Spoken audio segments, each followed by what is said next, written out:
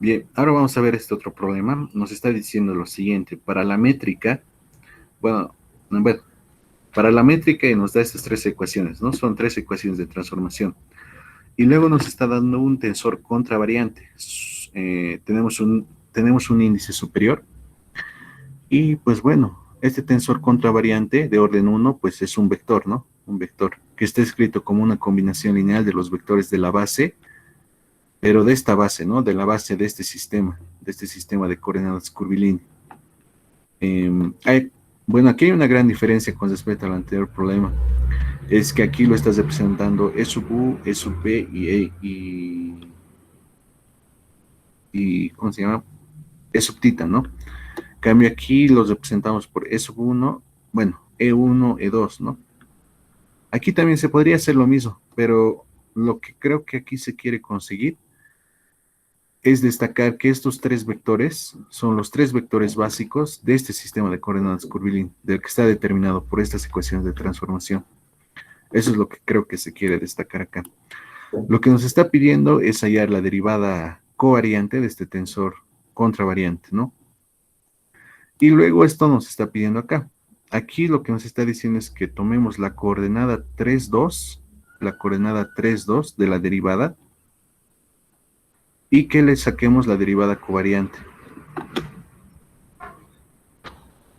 O mejor dicho, que hallemos la segunda coordenada de su derivada covariante. A ver, esto de aquí lo voy a explicar, pero una vez que lleguemos acá, ¿no? Primero llegaremos acá y después esta parte lo voy a explicar en extenso.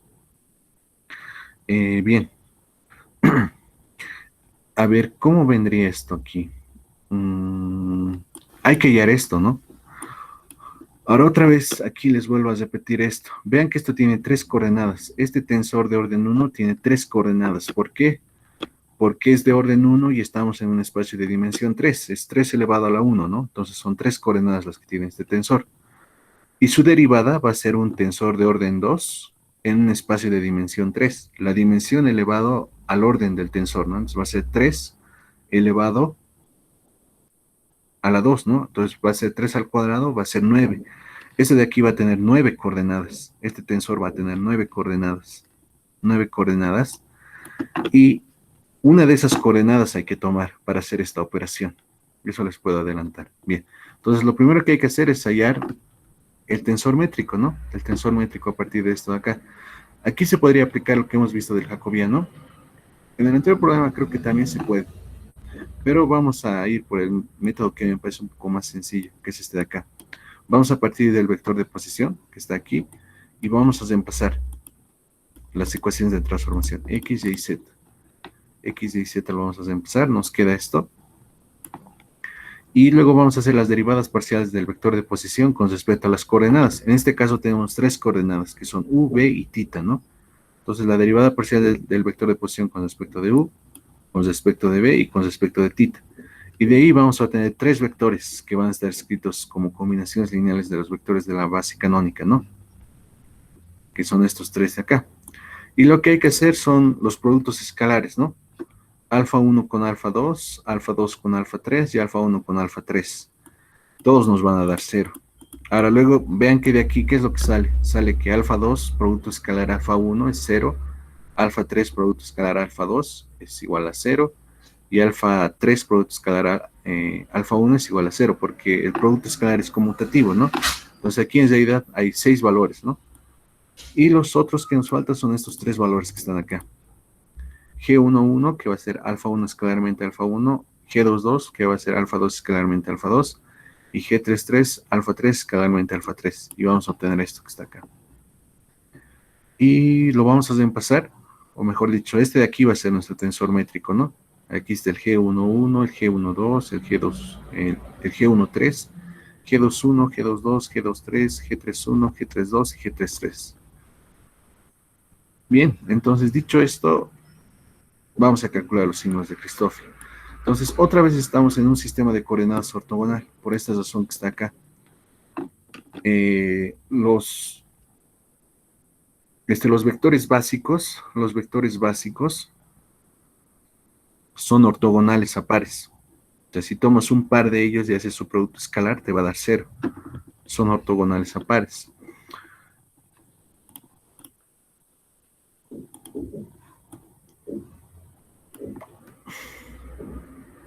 Bueno, como estamos en un sistema de coordenadas ortogonal, los símbolos de Christoffel se pueden hallar mediante estas relaciones que ya hemos usado. Entonces, otra vez les vuelvo aquí a decir, pueden optar por desarrollar todas las ecuaciones, pero van a escribir un poco por demás, ¿no? Entonces, con estas de acá simplemente nos estamos concentrando en calcular los símbolos de Christoffel que pueden ser distintos de cero, que pueden ser distintos de cero. Entonces, vamos por el primer caso, ¿no? Que son cuando todos los índices son iguales, ¿no? P igual a Q, P igual a R, ¿no? Entonces, vamos a ver qué podemos obtener, ¿no? Ahora aquí voy a hacer la siguiente aclaración. X1 es igual a U, X2 es igual a B y X3 es igual a tita. G11 es igual a U cuadrado más B cuadrado, G22 es U cuadrado más B cuadrado y G33 es igual a U cuadrado B cuadrado, ¿no? Que son los elementos de la diagonal del tensor métrico en este caso. Bueno, entonces, ¿qué es lo que nos queda? P, ¿qué valores puede tomar? Puede tomar los valores de 1, 2 y 3, ¿no? Porque estamos en un espacio tridimensional, a diferencia del anterior problema, que solo podía tomar los valores de 1 y 2. Bien, entonces vean que aquí, ¿qué vamos a tener? Con P igual a 1, con P igual a 2 y con P igual a 3. Ahora, lo que aquí hay que fijarse es lo siguiente, es que tanto el G11 como el G22 como el G33, ninguno depende de tita, ¿no? Entonces, la derivada parcial de G33 con respecto de tita, porque X3 es igual a tita, va a ser 0, ¿no? Ahora vean que aquí la derivada parcial de G11 con respecto de U, porque U es igual a X1, ¿cuánto va a ser? Va a ser 2U, ¿no? Pero por un medio me va a quedar U. Ahora aquí, ¿qué vamos a tener? La derivada parcial de G22 con respecto de B va a ser 2B, por un medio me va a quedar B. Entonces de ahí obtengo ya mis primeros tres símbolos de Christoffel, que son estos que están acá, que son esos que están ahí. Bueno, continuemos. Ahora vamos a ver el otro caso, cuando los dos primeros índices son distintos y el primero es igual al tercero. Entonces, en ese caso, la fórmula de los símbolos de Christoffel se va a reducir a esta. Ahora aquí, ¿qué vamos a hacer? Voy a colocar para P igual a 1 y para P igual a 2. ¿Qué pasa para P igual a 1? Hay que tomar valores para Q. Vean que Q no puede tomar el valor de 1, porque P es distinto de Q. Ahora, P puede tomar el valor de 2 y el valor de 3. Pero si tomo el valor de 3, ¿qué va a pasar? Voy a estar haciendo la derivada parcial de G11 con respecto de tita, o con respecto de X3, ¿no? Porque X3 es igual a tita. Pero G11 no depende de tita, por lo tanto va a ser 0. Entonces, ¿cuál va a ser el único caso interesante? Va a ser cuando Q va a ser igual a 2. ¿Por qué interesante? Porque va a ser distinto de 0.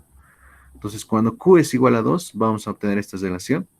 Y va a ser la derivada parcial de G11 con respecto de X2 por un medio. O también va a ser la derivada parcial de G11 con respecto de B. Con respecto de B. Entonces, hay que recordar que G11 es U cuadrado más B cuadrado. Entonces, eso lo derivamos con respecto de B, nos va a quedar 2B. Por un medio, nos va a quedar B. Y va a ser esto de acá. Ahora aquí vean que los dos primeros índices son distintos, por lo tanto puedo permutarlos, ¿no? Para obtener otro símbolo de Christoffel, que va a ser este de acá. Bueno, de aquí lo que nos faltaría decir es que el G13, perdón, que el gamma de 131, va a ser igual al gamma de 311, y este a su vez va a ser igual a 0, ¿no? Pero como es 0, no, creo que no vale la cuenta, pero creo que no vale la pena tomarlo en cuenta. Es por eso que no lo anoté aquí, cuando Q es igual a 3, cuando Q es igual a 3. Solo anoté en el caso que es distinto de 0. Bien, ahora aquí es cuando P es igual a 2. De la misma manera, con Q igual a 3, no va a aportar nada, ¿no? Va a ser un símbolo de Christoffel nulo, ¿no? 0. Entonces, con el único valor que se podría evaluar esto es con 1, ¿no? Y de ahí vamos a obtener esto. Va a ser un medio de la derivada parcial de G22 con respecto de X1. Pero ¿quién es X1? X1 es 1. Entonces, la derivada parcial de G22 con respecto de X1 va a ser 2U. Por un medio nos va a quedar U. Y luego hay que preguntar los dos primeros índices para obtener otro símbolo de Christoffel, ¿no? Y de ahí vamos a obtener esto. Y luego nos queda cuando P es igual a 3. Cuando P es igual a 3, cuando P es igual a 3. Cuando P es igual a 3, pues vamos a obtener esto. Ahora el 3 depende, bueno, el G33 va a depender de X1 y de X2. ¿Por qué? Porque el G33 depende de U y depende de B. Por lo tanto, aquí estaría un medio de G33 con respecto de U, perdón, un medio de la derivada parcial de G33 con respecto a U y un medio de la derivada parcial de G33 con respecto de B. Y estos van a ser los resultados. Donde X1 es U y X2 es B, ¿no? X1. Y G33 pues es U cuadrado más B cuadrado. Esto de acá es lo que estoy usando a cada rato, ¿no? Vean que ya no lo estoy reemplazando esto aquí, sino ya directamente estoy haciendo el análisis, usando un poco la memoria aquí de lo que anoté. Entonces, G33 es U cuadrado más B cuadrado, X1 es igual a U y X2 es igual a B. Entonces, para el caso aquí en el que P es igual a 3, ¿con quiénes vale la pena evaluarlo esto? Con Q igual a 1 y con Q igual a 2. Entonces, esos son estos términos y se hallan de esta manera, ¿no? Y de aquí obtenemos 4 símbolos de Christoffel, que son estos de acá. Ahora vamos al último caso, donde los dos primeros índices son iguales, pero el primero es distinto del tercero. Entonces nos va a quedar esto de acá. R igual a 1, a ver, no, con P igual a 1 obtenemos esto, con P igual a 2 obtenemos esto, y con P igual a 3 obtenemos esto. Con P igual a 1, ¿qué va a pasar? ¿Para qué valores de R conviene este evaluar? No podemos evaluarlo para R igual a 1. Para R igual a 2, sí vale la pena, para R igual a 3 no, porque con R igual a 3 va a ser 0, porque voy a tener menos un medio de la derivada parcial de G11 con respecto de X3. Pero X3 es tita, ¿no? Entonces G11 no depende de tita, por lo tanto, este va a ser 0. Este sí lo anoté, ¿no? Sí lo anoté. Con 2, pues va a ser esto de acá, ¿no? Entonces va a ser G11 derivado con respecto de quién? Con respecto de B. Eso me va a dar 2B por menos un medio, me va a dar menos B, ¿no? Aquí va a ocurrir algo muy similar.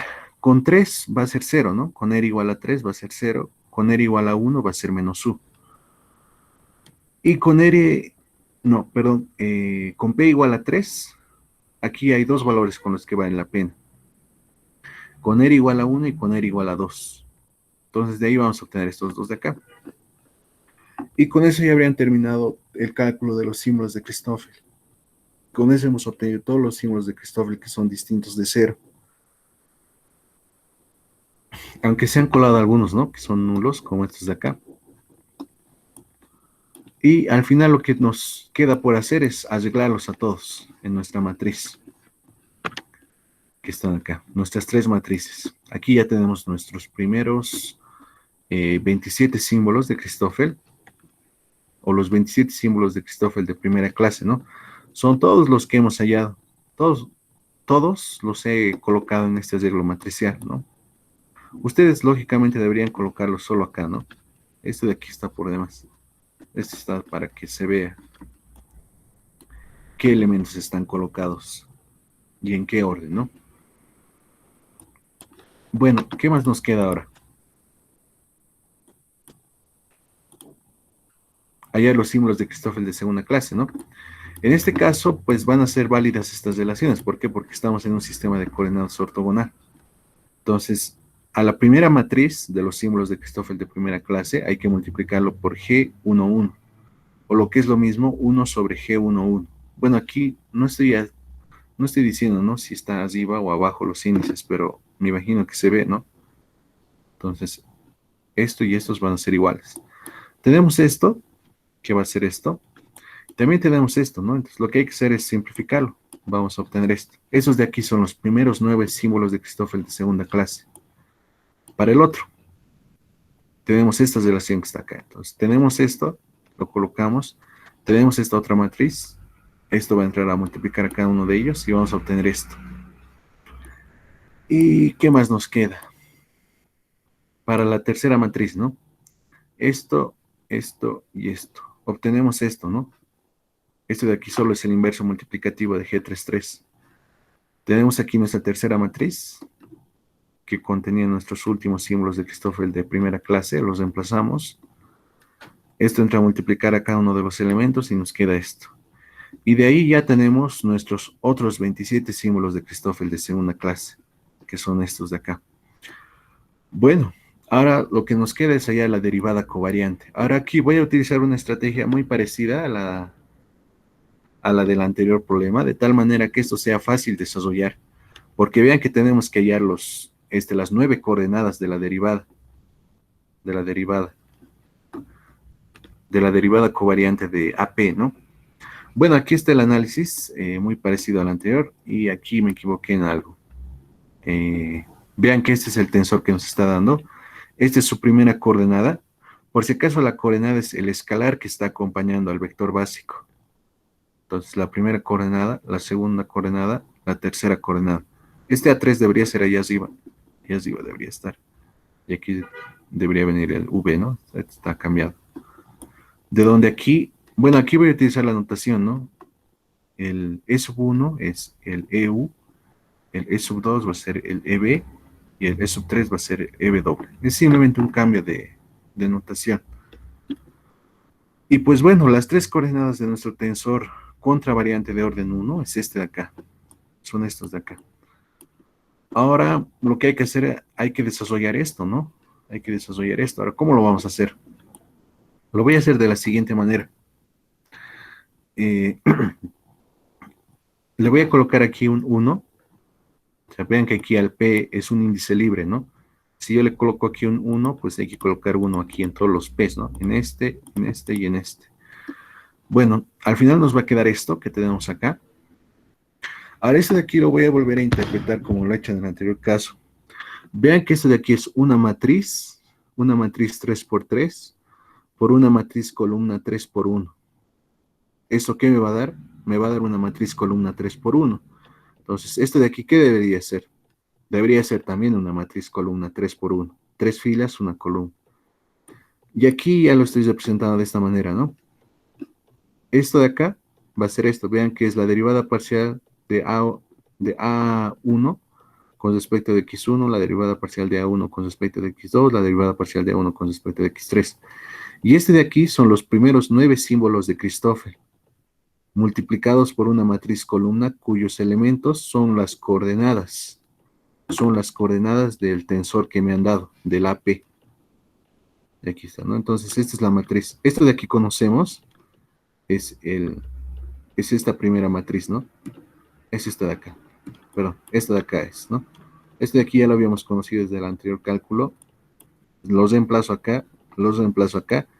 Y ahora aquí en vez de X1, X2 y X3 estoy reemplazando V y θ, ¿no? Entonces de ahí ya sé qué derivadas tengo que calcular. La derivada parcial de A1 con respecto de U, la derivada parcial de A1 con respecto de B y la derivada parcial de A1 con respecto de θ.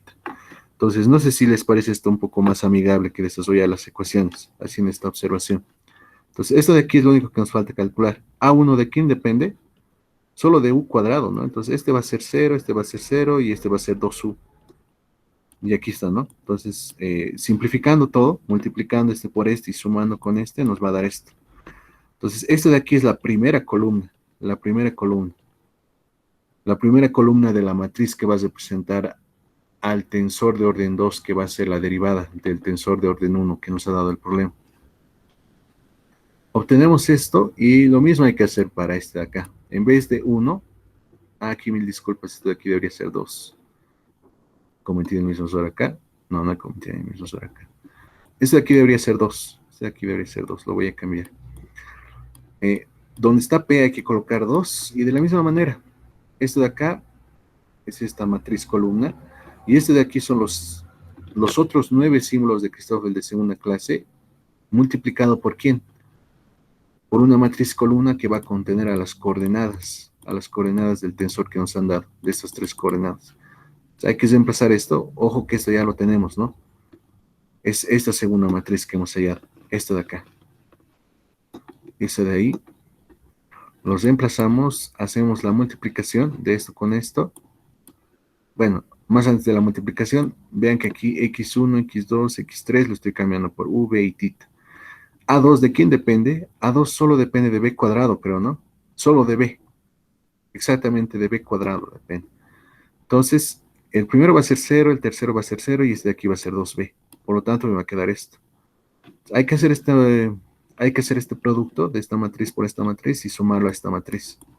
Y vamos a obtener este resultado. Esto ya va a ser la segunda columna de la matriz que va a contener las coordenadas de la derivada del tensor covariante, ¿no? Del AP. Ahora aquí, en vez de P, le coloco, bueno, en vez de P igual a 1 o a 2, le coloco P igual a 3, ¿no? Y obtenemos esta. La derivada parcial de A3 con respecto de X1, la derivada parcial de A3 con respecto de X2, la derivada parcial de A3 con respecto de X3. Esta matriz de aquí, ¿quién es? Son los últimos 9 símbolos de Christoffel de segunda clase que hemos hallado. ¿Multiplicado por quién? Por las coordenadas del tensor que se nos ha dado, ¿no? Reemplazando, eso de aquí, ojo que lo tenemos, son los últimos 9 símbolos de Christoffel, ¿no? De segunda clase, que son estos de acá. Ya los habíamos hallado delante del procedimiento. Ahora hay que simplificar esto. Hay que hacer este producto. Bueno, aquí ya lo derivé directamente, ¿no? A3 con respecto de U, A3 con respecto de B, A3 con respecto de tita. ¿A3 de quién depende? Creo que de U cuadrado y B cuadrado, ¿no? Ah, no, de UB. Depende de U y de B. Entonces, claramente vamos a obtener esto, ¿no? La derivada de A3 con respecto de U va a ser B, la derivada parcial de A3 con respecto de B va a ser U, y la derivada parcial de A3 con respecto de tita va a ser 0. Bueno, ahora aquí se hace este producto y se suma esta otra matriz. Y aquí está lo mismo, ¿no? Bueno, hay que simplificar esto y van a hallar esto de acá. Aquí está el resultado. Va a ser este de acá el resultado. Y el resultado total va a ser esta matriz que tengo aquí. Esta matriz tiene como coordenadas, perdón, tiene como elementos a las coordenadas de este tensor mixto, de orden covariante 1 porque tiene un subíndice y de orden contravariante 1 porque tiene un superíndice, ¿no? O un índice superior. Entonces, vean que esta primera columna ya la tenemos, esta segunda columna ya la tenemos y esta tercera columna ya la tenemos. Entonces, esto de acá son las 9 coordenadas. Son las 9 coordenadas del tensor que hemos obtenido como resultado. Entonces, otra vez, aquí tenemos un tensor de orden 2 en un espacio de dimensión 3. 3 elevado al cuadrado va a ser igual al número de coordenadas. 3 al cuadrado, 9. Entonces, el tensor resultante va a tener 9 coordenadas. Y son estas de acá, ¿no? Estas son las 9 coordenadas. Bueno, con esto ya hemos hallado esto, ¿no? De acá. Como les digo, es un poco largo, a pesar de que lo hemos simplificado bastante los cálculos. Ahora, vamos al segundo punto. En el segundo punto, habría que explicarlo un poco más extensamente, pero lo voy a hacer de la siguiente manera. A ver, vamos a ver qué es lo que nos está pidiendo en el segundo punto del problema. Y con eso terminamos. Este de acá, ¿no? Vean que este elemento lo conocemos, el A32, ¿no? El A32. Nos está pidiendo hallar esto. Esto de aquí es, lo que nos está diciendo esto es hallar la derivada covariante de esto, y quedarse con su segunda coordenada, Me voy a explicar enseguida un poco mejor. Vean que el tensor de orden 2 que hemos obtenido de derivar nuestro tensor de orden 1, está así, ¿no? El 3,2 es este de acá, ¿no? Si no estoy mal, es este de acá, del que nos está hablando el segundo punto. Pero vean que estos índices lo que nos está diciendo es la coordenada 1,1, la coordenada 2,1, la coordenada 3,1, la coordenada 1,2, la coordenada 2,2, la coordenada 3,2, etcétera, ¿no? Entonces, en este caso hay que tomar la coordenada 3,2, que es esta de acá. Es esta de acá, la coordenada 3,2. No se olviden que un tensor es una colección, un conjunto de coordenadas, o mejor dicho, es un elemento de un espacio que estás representando por un conjunto de coordenadas, y esas coordenadas van a depender del sistema de referencia. Cuando uno cambia de un sistema a otro, esas coordenadas en general van a cambiar. Entonces, un tensor es una colección de coordenadas cuya ley de transformación, pues, son de las formas en las que hemos visto, ¿no? Hay unas leyes de transformación muy precisas para los tensores. Bien, entonces lo que vamos a hacer es vamos a tomar esa coordenada que nos dice, la coordenada 3, 2, de ese tensor de orden 2 con 9 coordenadas, que es igual a 2U, ¿no? 2U. Y lo vamos a denominar phi. Lo vamos a ver esto como un campo escalar. Eso de aquí para nosotros va a ser un campo escalar. Un campo escalar. O mejor dicho, un tensor de orden cero. Lo vamos a ver como un tensor de orden cero, esto de acá, este elemento de acá. Aunque prefiero el nombre de campo escalar. Esto me parece que podría confundir un poco. Pero lo que hay que considerar aquí es lo siguiente, y esto yo lo había mencionado en la anterior clase, es que la derivada covariante de un tensor de orden cero, en este caso de un escalar phi, es esto de acá. Está dado por esta expresión de acá. Son las derivadas parciales de phi con respecto a cada una de las coordenadas. En otras palabras, que la derivada covariante de un tensor de orden 1, que la derivada covariante de un tensor de orden 0 va a ser un tensor va a ser un tensor covariante donde cada una de sus coordenadas va a estar dadas por esta fórmula que está acá. Este de aquí es la coordenada P de la derivada covariante del tensor de orden 0. No sé si esa parte es un poco confusa, porque vean que en este caso, ¿qué es lo que teníamos? Lo que teníamos era un tensor de orden 1, y cuando le hemos derivado, ha crecido en 1, ¿no? Su orden. Y en este caso tienen que pasar lo mismo. Tenemos un tensor de orden 0, si le quiero sacar su derivada covariante, debería incrementar, ¿no? Debería incrementar su orden en una unidad. Entonces, por eso está definido de esta manera, la derivada covariante de un tensor de orden 0, que es esta de acá.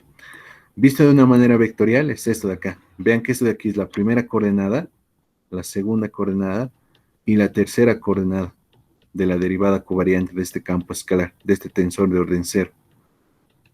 Donde esto de aquí es la primera, aquí, bueno, la primera, la segunda y la tercera coordenada, ¿no? Aquí otra vez más lo estoy recalcando.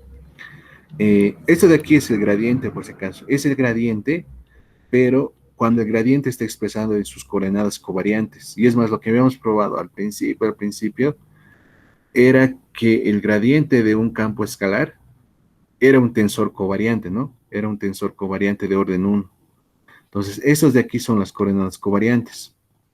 Cuando los cambiamos a coordenadas contravariantes, estas coordenadas covariantes, recién aparece la fórmula del gradiente que les mostró el docente. Ahí, y que también lo vimos por acá, creo, si no estoy mal. Bueno, esto ya es tan extenso, son estas presentaciones que hasta yo ya me pierdo. ¿Dónde está cada dato? A ver, debe estar por acá.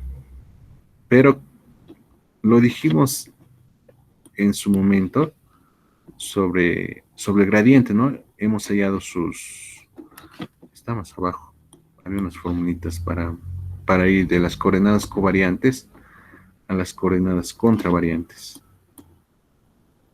Si ya habíamos visto tensor métrico. Aquí está. Por aquí está muy cerca. Aquí está, justamente está acá.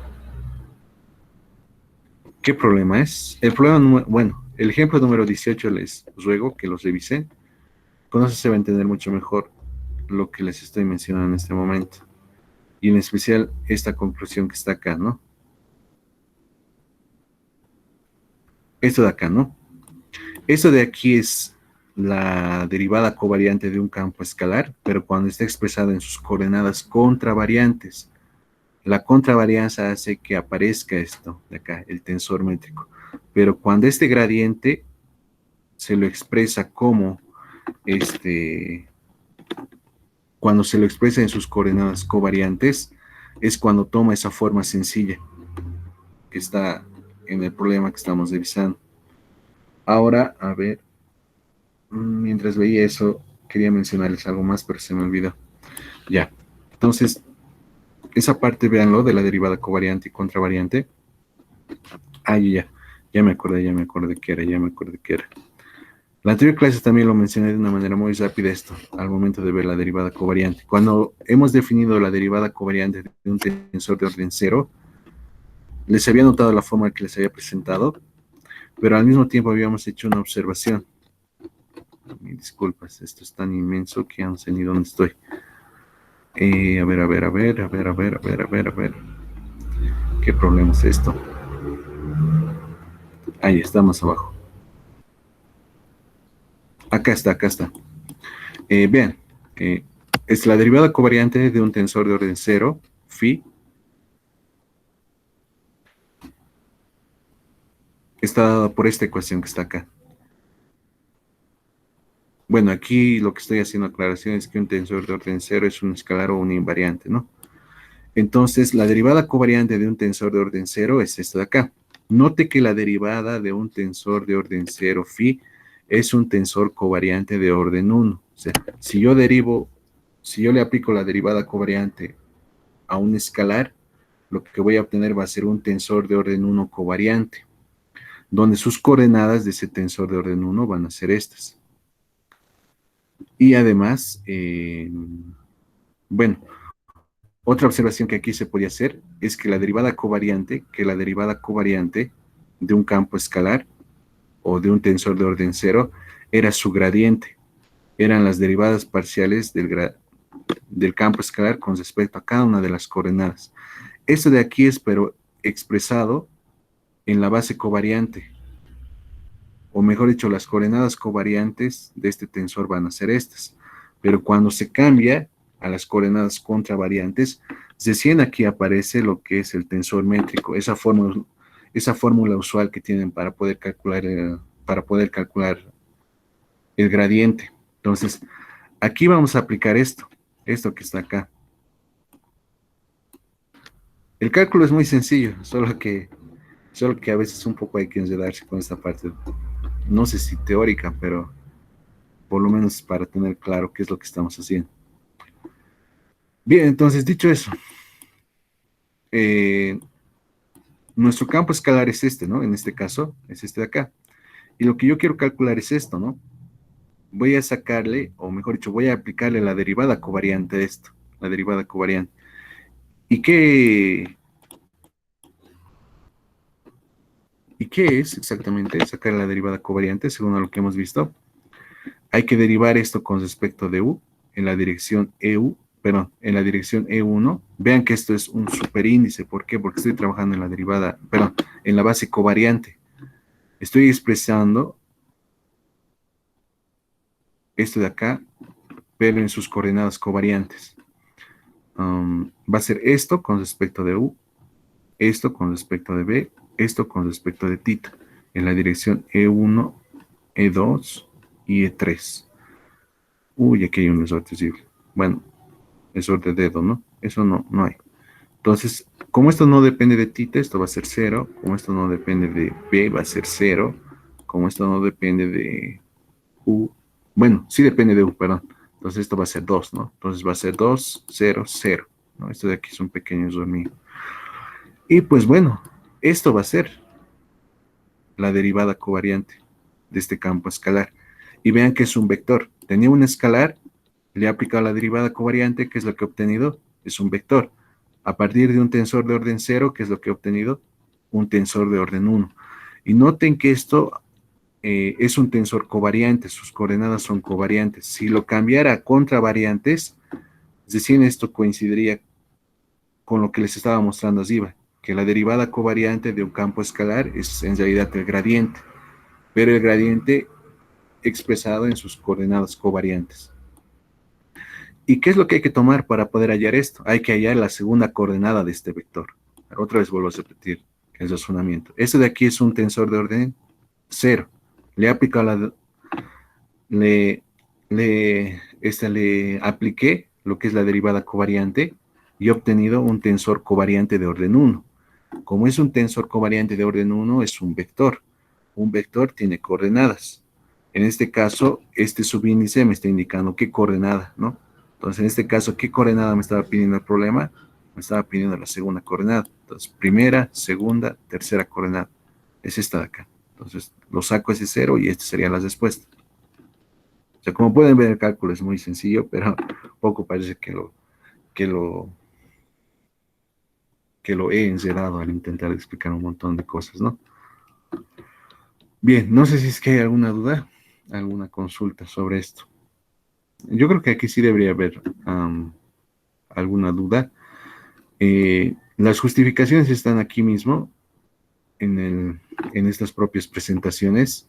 ¿Por qué? Porque hemos demostrado que el gradiente es un tensor covariante. Luego hemos transformado, ¿no?, esas coordenadas covariantes del gradiente en sus coordenadas contravariantes y hemos obtenido una fórmula muy, muy interesante para poder hallar el gradiente de un campo escalar, ¿no? Pero eso a su vez se ha visto relacionado con lo que era, ¿cómo se llama esto? Con la derivada covariante de un tensor de orden cero, ¿no? Bueno, no sé si es que hay alguna duda.